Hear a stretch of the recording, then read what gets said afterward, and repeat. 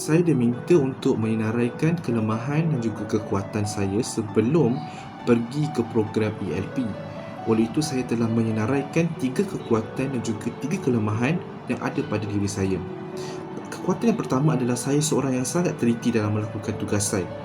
Setengah orang apabila mereka melakukan sesuatu tugasan, mereka hanya semakkannya sekali saja. Tapi bagi saya akan pastikan tugasan yang saya buat tiada kesalahan dari segi ejaan, dari segi format, daripada segi isi dan sebagainya. Oleh itu, apabila melakukan tugasan seperti tugasan berkumpulan, saya akan pastikan saya adalah orang yang terakhir yang melakukan semakan bagi kesemua dokumen yang telah dicompilekan sekali itu.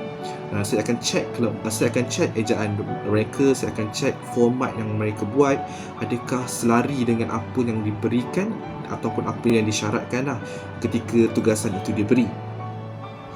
Kekuatan yang kedua adalah saya seorang yang tidak mudah untuk putus asa. Apabila saya melakukan sesuatu perkara, saya akan pastikan benda tu berjaya, benda tu berjaya dihasilkan, berjaya direalisasikan. Apabila menemui kegagalan, saya tidak akan berputus asa, akan give up untuk melakukan perkara tersebut lah. Saya akan cuba cari pelbagai cara, apa cara sekalipun untuk memastikan objektif yang saya nak capai itu tercapai. Kekuatan saya yang ketiga adalah saya seorang yang mudah bekerjasama dengan orang lain. Dan dalam satu kumpulan, sebagai contoh, saya akan menerima tugas yang diberikan kepada saya dan tidak akan mempersoalkannya kecuali apabila tugasan tersebut tidak dibahagikan sama rata. Saya telah senaraikan 3 kelemahan yang ada dalam diri saya. Yang pertama adalah saya adalah seorang yang susah untuk memulakan perbualan dengan orang yang saya tak kenali.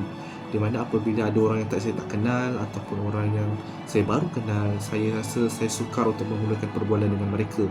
Saya bukanlah orang yang pertama yang akan memulakan perbualan sebagai contohnya. Jadi saya harap kelemahan ini dapat saya perbaiki pada masa akan datang. Kelemahan saya yang kedua adalah saya seorang yang agak tidak aktif dalam menyertai apa-apa program di universiti dan sebagainya, di mana saya akan menyertai program-program yang saya rasa saya suka. Saya rasa saya ada masa untuk melakukan program-program tersebut. Jadi kebanyakan masa saya tidak dipenuhi dengan aktiviti-aktiviti yang dilangsungkan di universiti dan sebagainya. Oleh itu saya rasa saya bukanlah seorang yang agak aktif dalam menyertai program-program yang dianjurkan oleh universiti dan sebagainya. Dan kelemahan saya yang ketiga adalah saya adalah seorang yang tidak yakin untuk menonjolkan diri saya di dalam apa-apa perkara, ataupun saya bukanlah orang yang akan first yang akan angkat tangan untuk melakukan sesuatu perkara, untuk seperti persembahan ataupun menyatakan pendapat, menyatakan soalan, kecuali kalau keadaan tersebut saya sudah selesa, maka kelemahan-kelemahan ini yang saya nyatakan tidak akan menjadi satu halangan bagi saya. Tapi apabila situasi yang mana saya tidak biasa, kelemahan-kelemahan ini akan menjadi halangan untuk saya untuk bersosial dengan orang-orang yang berada di sekeliling saya. Pada pendapat saya, aktiviti-aktiviti yang dianjurkan ketika program ALP tersebut banyak membantu memperbaiki kelemahan yang ada dalam diri saya, di mana aktiviti ketika itu memerlukan saya mewakili kumpulan untuk melakukan sesuatu di hadapan orang ramai. Kelemahan saya adalah saya tidak yakin untuk menonjolkan diri saya.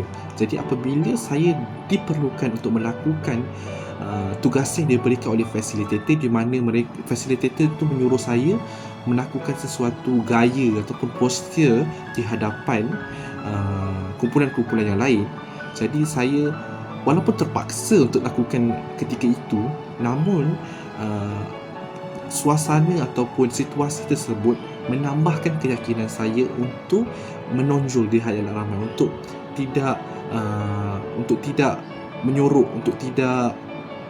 menyorokkan diri saya. Saya pergi ke hadapan, tunjukkan apa yang saya ada, ikut tugasan yang diberikan, dan secara langsung menambah keyakinan saya untuk terus menonjolkan diri di hadapan ramai.